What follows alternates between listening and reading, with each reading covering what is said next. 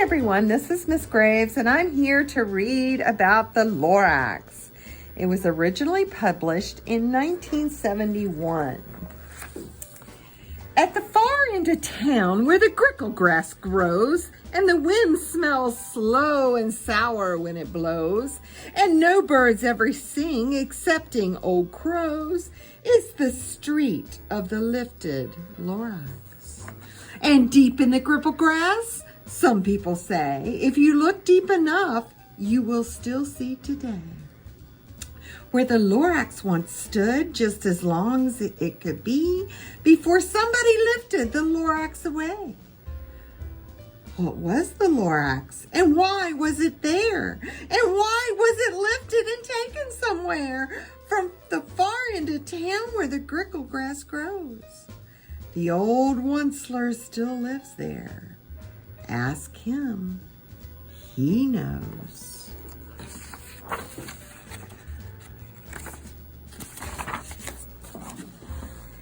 You won't see the Onceler. Don't knock on his door.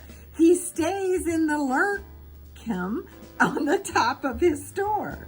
He lurks in his lurkum, cold under the roof, where he makes his own clothes out of muffered moof. And on special dark midnights in August, he peeks out of the shutters, and sometimes he speaks and tells how the Lorax was lifted away. He'll tell you perhaps if you're willing to pay. On the end of a rope, he lets down a tin pail, and you have to toss in 15 cents and a nail. And the shell of a great, great, great grandfather snail. Then he pulls up the pail, makes a most careful count to see if you've paid him the proper amount. Then he hides what you paid him away in his snub, his secret strange hole in his grovulous glove. Then he grunts, I will call you by whisper my phone, where the secrets I tell you are for your ears alone. Slip, down slips the whisper my phone to your ear, and the old Onceler's whispers are not very clear, since they have to come down through the snurgly hose, and he sounds if he had smallish bees in his nose. Now I'll tell you, he says, with his teeth sounding gray, how the Lorax got lifted and taken away. It all started way back, such a long, long time back. Way back in the days when the grass was still green and the pond was still wet and the clouds were still clean and the song of the Swami Swans rang out in space. One morning, I came to this glorious place and I first saw the trees. Oh, the truffle trees, the bright colored tufts of the truffle trees, mile after mile in the fresh morning breeze. And under the trees I saw the brown barbaloots frisking about in their barbaloot suits, and as they played in the shade and ate truffle fruits. From the rippleless pond came the From the rippleless pond came the comfortable sound of the humming fish humming while splashing around. But those trees, those truffle trees. All my life I've been searching for trees such as these to touch their tufts, much softer than silk. And they had the sweet smell of fresh butterfly milk. I felt a great leaping of joy in my heart. I knew just what to do. I unloaded my cart. And in no time at all, I had built a small shop. Then I chopped down a truffle tree with one chop. whack. And with great skillful skill and with great speedy speed, I took the small soft tuft and I knitted a thneed. It's a thneed. The instant I finished, I heard a gazump. I looked and I saw something pop out of the stump of the tree I chopped down. It was sort of a man. Describe him? Well, that's hard. I don't know if I can. He was shortish and oldish and brownish and mossy, and he spoke with a voice that was sharpish and bossy. Mister, he said with a sawdusty sneeze, I'm the Lorax, I speak for the trees. I speak for the trees have no tongues, and I'm asking you, sir, at the top of my lungs. He was very upset as he shouted and puffed, What's that thing you made out of my truffle tuft? Look, Lorax, I said, there's no cause for alarm. I chopped just one tree. I am doing no harm. I'm being quite useful. This thing is a thneed. A thneed's a fine something that all people need. It's a shirt, it's a sock, it's a glove, it's a hat. But it has other uses way beyond that. You can use it for carpets, for pillows, for sheets, or curtains, or covers for the bicycle seats. The Lorax said, Sir, you are crazy with greed. There is no one on earth who would buy that full thneed. But at that very minute, I proved he was wrong. For just at that minute, a chap came along, and he thought that the thneed I had knitted was great. He happily bought it for $3.98. I laughed at the Lorax, you poor stupid guy. You never can tell what some people will buy. I repeat, cried the Lorax, I speak for the trees. I'm busy, I told him. Shut up, if you please. Oh, how rude. I rushed across the room and in no time at all built a radio phone. I put in a quick call. I called on my brothers, my uncles, my aunts, and I said, listen here, here's a wonderful chance for the whole Onceler family to get mighty rich. Get over here fast. Take the road to the North Niche. Turn left at Awaken. Sharp right at South Snitch. And in no time at all, in the factory I built, the whole Onceler family was working full tilt. We were all knitting needs, just as busy as bees to the sound of the chopping of truffle trees. Then, oh baby, oh, how my business did grow.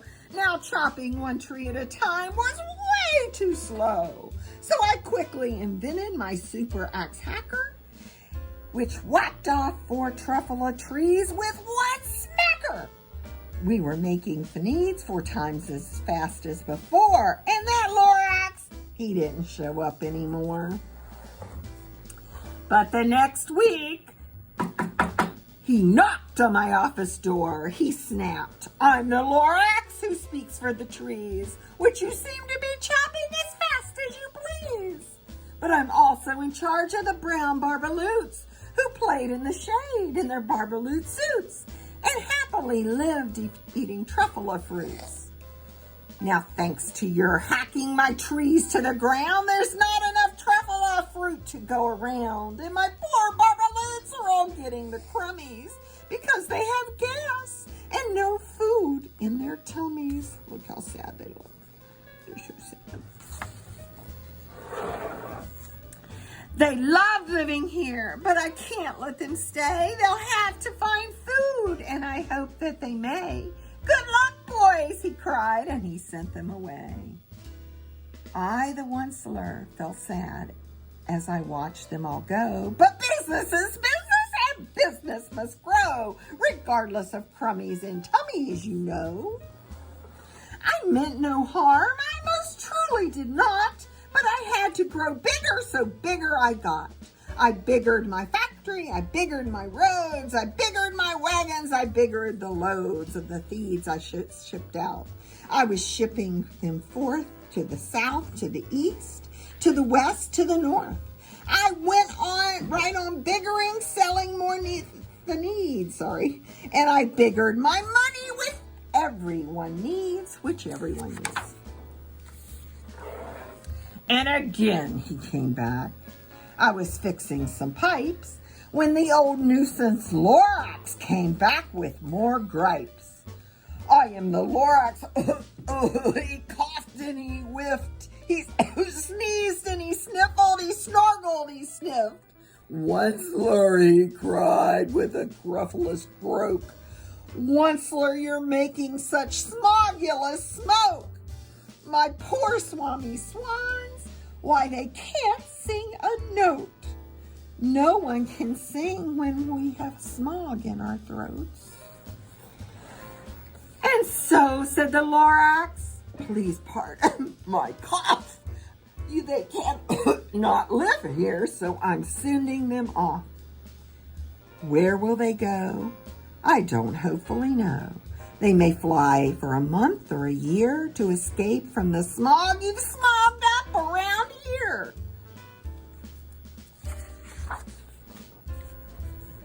What's more, snapped the Lorax. His dander was up.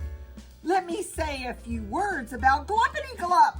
Your machine chugs on day and night without soap, making Gluppity-Glup also Schloppity-Schlope. And what do you do with this leftover goo? I'll show you, you dirty old onceler man, you glump in the pond where the humming fish hum. No more can they hum, for their gills are all gummed. So I'm sending them off. Oh, their future is dreary. They'll walk on their fins and get woefully weary in search of some water that isn't so smeary. And then I got mad. I got terribly mad. I yelled at the Lorax. Now listen here, Dad. All you do is yap, yap, yap and say bad, bad, bad. Well, I have rights, sir, and I'm telling you, I intend to go on doing just what I do.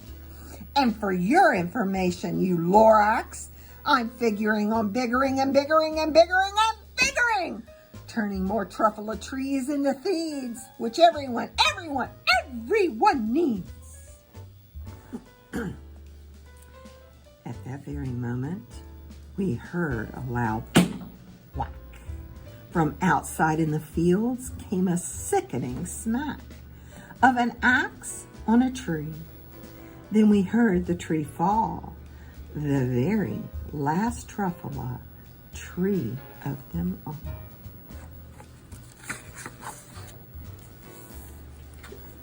No more trees, no more feeds, no more work to be done. So in no time, my uncles, my aunts, and everyone all waved me goodbye. They jumped into their cars and drove away under the smoke-smuggered stars.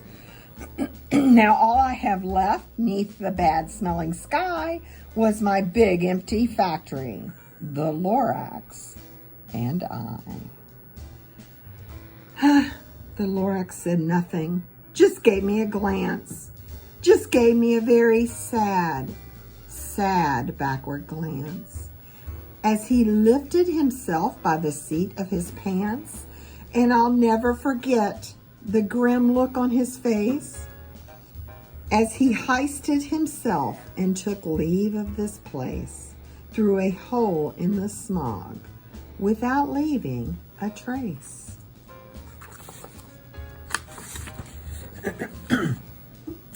And all that the Lorax left here in this mess was a small pile of rocks with one word, unless.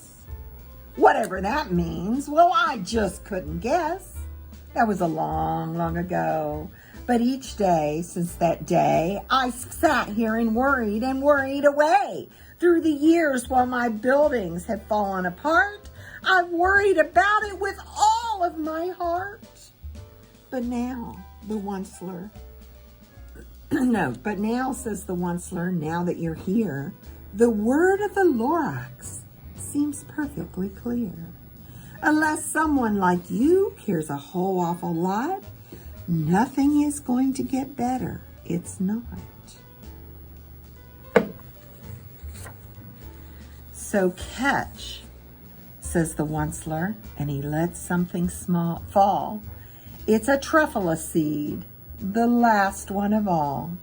You're in charge of the last of the truffula seeds, and the truffula trees are what everyone needs. Plant a new truffula, treat it with care, give it clean water, and feed it fresh air. Grow a forest, protect it from axes that hack. Then the Lorax and all of his friends may come back. Thank you.